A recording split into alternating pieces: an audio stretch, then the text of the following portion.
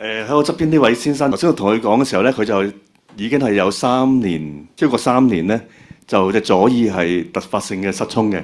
而家個情況點樣啊？都好奇特嘅，因為咧其實咧我左耳咧係聽高中頻嘅嘢咧係好難，係聽唔到。醫生話我咧我隻左耳咧係冇咗70%聽力㗎啦咁樣。咁好多時咧我聽咧一定要靠隻右耳啦，對住咧對住講嘢嗰陣我先至聽到嘅，即係就咁嘅距離咧，一定要擰過嚟聽得到咯。咁正話都好奇特啦。咁祈禱完之後咧，弟兄姊妹喺我企我後邊咧嚟講嘢，我居然聽得到咯。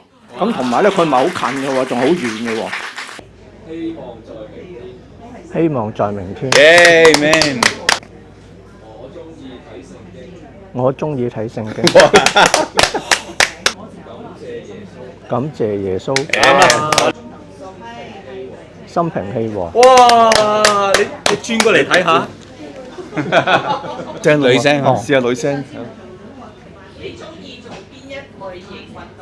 你中意做邊一類型運動？哇！好難喎呢個嘛。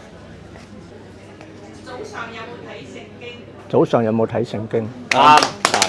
我哋你轉過嚟先，轉過嚟啊！哇！感謝主，我哋要真係感謝耶穌。咁我居然塞咗我聽到嗰隻耳仔咧，係用聽唔到嗰隻耳仔嚟聽嘅喎。咁真係好奇妙。